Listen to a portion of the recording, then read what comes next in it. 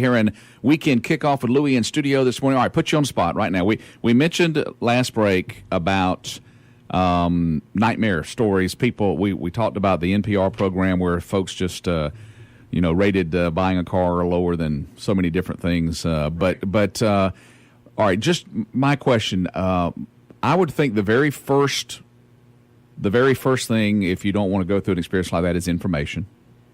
As much information as you can get about what you want to do, and that's got to be number one. Give me a couple more. What were a couple other things? But and I know information is a wide thing, but we're talking about doing the research online. Just all the things you can do before you ever step foot on the dealership. Right. But how about this? Is it a good idea to gather information, although it's going to be biased, a lot of it, but gather information about different dealerships before you decide who you are going to go into? I think all those things are right. I think one of the biggest things I would tell you is I think your expectations manage the situation.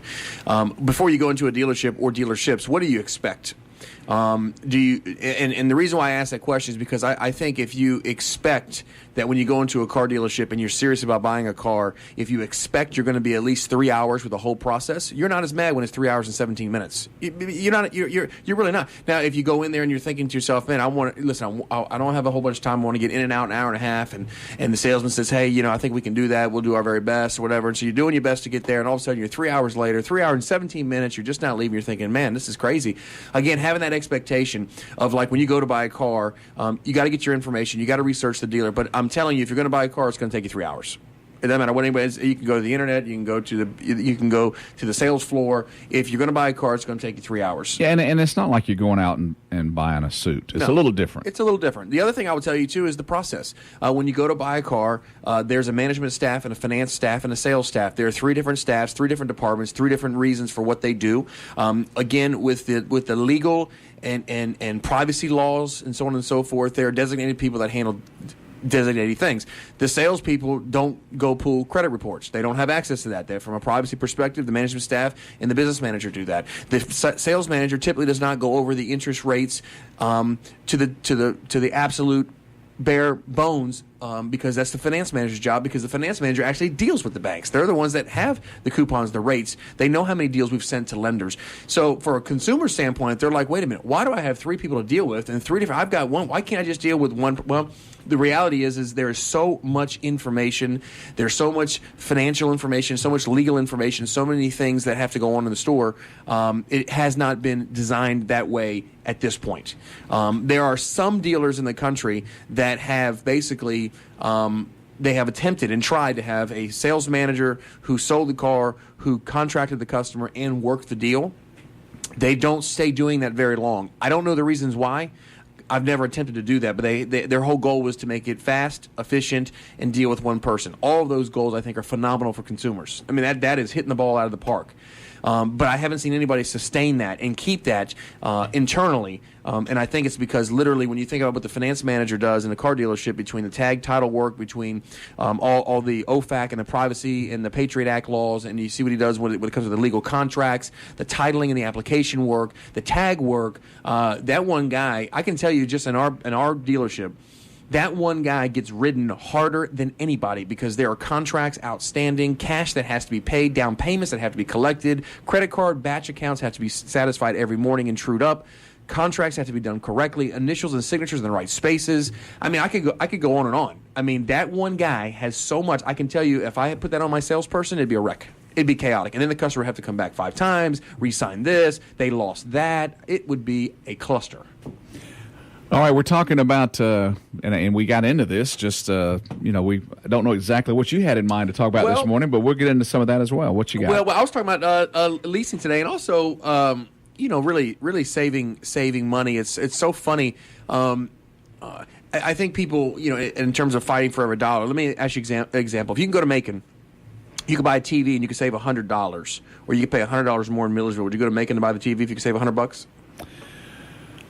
I would probably, because I have other stuff I do in Macon. Okay. I don't know if I would make that, I'd have to think about whether I'm going to make that trip for nothing else but that. Now, but I can rationalize it by, well, I can do this while I'm over there. I got family over there, whatever. Okay. So if you're in the market for a car and you can go to Macon and buy a Toyota Camry and save $100, or you can go to Milledgeville and buy the same Camry for $100 more, same car, same exact car, top to the bottom, front to the back, same exact car. You save $100, you drive to Macon, or you stay here and buy it. Would you buy it here? Probably buy it here, simply because, number one, if I had any kind of a relationship with a dealer here, that's going to be part of it. $100 is not going to make you change that decision at all. See, what's interesting is the reason why I asked that question. What's so funny is if I told you could save you're in the market for a suit, you could save $100 if you drive to Macon on a suit.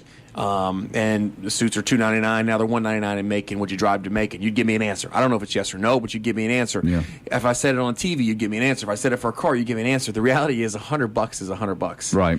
We rationalize that decision based on what $100 is worth to us, based on what we're buying, which is alarming to me. Is $100 is $100, right? I mean, what do you think? Like, if you lost $100 out of your pocket, it's $100. The $100 doesn't know what the deal's on. All they know is it's $100. I can tell you, the Milledgeville dealer would know.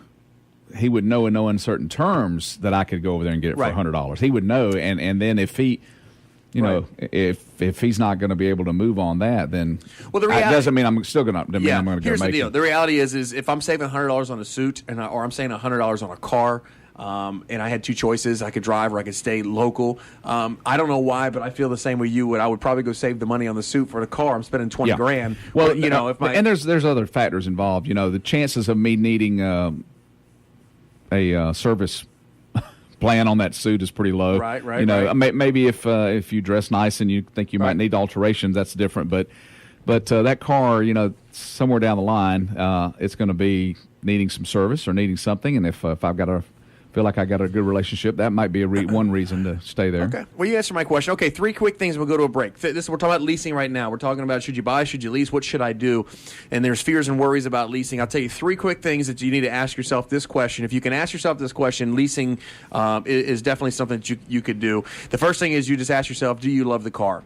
Do you love the car? Yes or no? Plain and simple. Do I love it or not love it? Secondly is, can you afford the car? Whatever the offer or the deal is that something you can afford? If the answer is yes, you're on track. The last thing when it comes to leasing that everybody gets worried about, this is the $1 million question, is can I get out of the car at the end of the term without getting hurt? That's the $1 million question right there. That is what you have to determine when people talk about leasing, whether they should buy or lease. The reason why most people don't lease is because the fear at the end of it, I have nothing. What do I have?